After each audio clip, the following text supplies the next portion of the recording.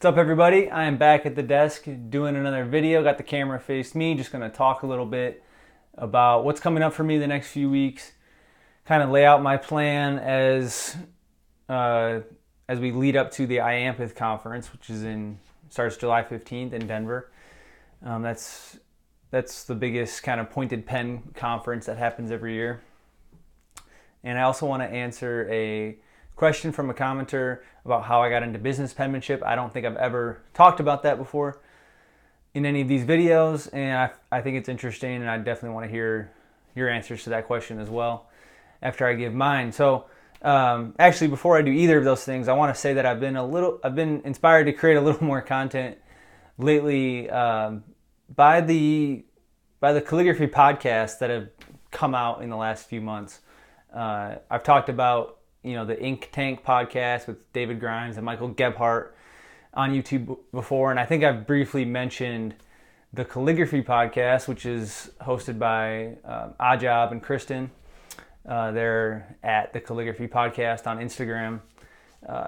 Just wanted to mention them again because they've been putting out a really great podcast lately, been really consistent with it, doing it every 2 weeks, and they're definitely filling kind of a void in that calligraphy content space. Lots of great information for beginners and people that have been doing calligraphy for a while as well. So definitely check out the calligraphy podcast as well, and shout out to them. Just wanted to say thank you for doing what they do. But yeah, IAMPETH is coming up. So if you don't know what IAMPETH is an acronym. It stands for International Association of Master Penmen, Engrossers, and Teachers of Handwriting. So it's IAMPETH. And you Google them, Google that acronym, you'll find their website. You can learn more about them and the conference that they do every year, which is kind of, I would say, like the premier conference around Western script, I think is the way to put it. It's mostly pointed pen focused, but there's broad edge classes and workshops taught at the conference as well, and there's lots of people there that do broad edge, but it does kind of lean towards the pointed pen side. And there's definitely, if you're into traditional American penmanship like I am, I'm talking about Spencerian, ornamental penmanship, and business penmanship, then it is really the only place where, as far as I know, people that are interested in that stuff as well get together every year and either teach classes and take classes or just kind of hang out together in the study room and share things. So I'll be going to that next month, July 15th in Denver. And kind of leading up to that, I've been thinking about, what do I want to work on as I get up to that conference.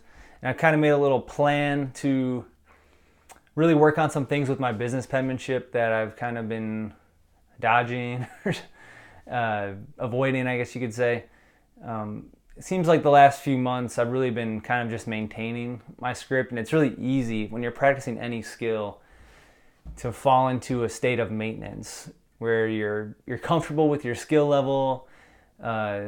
You get joy out of just practicing just executing the craft, but you're not really getting better. And I feel like I've kind of gotten to that point where I'm getting better very slowly right now, but I'm not really doing the hard work where you really focus on the things that are giving you trouble and you are uncomfortable with, and just the things that are glaringly off with your script. And so I've been looking at some of my script, and I think I've kind of identified some key areas, being like just overall slant is been off, just inconsistent. I have my plan right here. Spacing and rhythm. So I think slant and spacing are really the two things.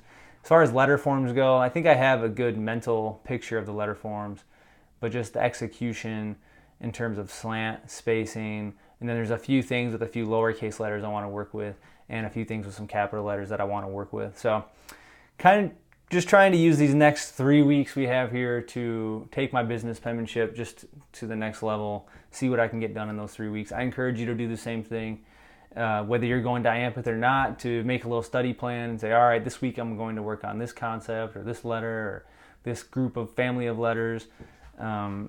And really, make a concerted effort to solve some of the problems that you're having with your script. I'll also be working on some offhand flourishing, which I've made a couple of videos, I think, about that on the channel here. I'm going to be taking a class from Jake Weidman at IAMPETH, who is an amazing calligrapher, artist, craftsman, about offhand flourishing. So I want to kind of get back into that before the conference so that I can really get the most out of his class as well. So that is my plan coming up to IAMPETH. I said I would answer a question about how I got into business penmanship. So I will do that. It really started, I guess it was the fall of 2015. I was on a board. I was on a board for a nonprofit.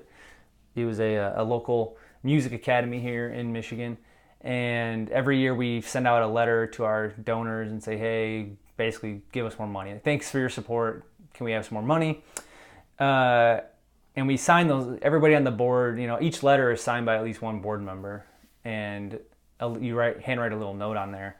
So we did that that year, 2015, and my handwriting was so bad at that time and embarrassingly bad. I was embarrassed about it. And I just felt like I needed to, at some point, get my handwriting to a respectable point. And it wasn't until the following summer of 2016 where I really decided, like, all right, I'm going to start practicing my handwriting on a daily basis. And I went out, and I think I went to Barnes & Noble's, and I got a Danielian cursive copybook for, I think, third graders. And I worked through that for, I think, 3 or 4 weeks.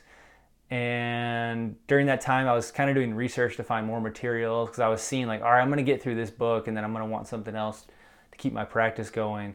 And that's when I just found what's called the Palmer method online. I found the handwriting subreddit on reddit.com, and I just learned about this whole tradition of American business penmanship, which is really what Palmer method is. Palmer method is just kind of a brand name for that. So I learned about I learned what business penmanship was. I learned there was kind of a name for American traditional cursive, and I learned that it was being taught in a very different way than how it's been taught ever since that time in like the early 1900 to 1930 or 40.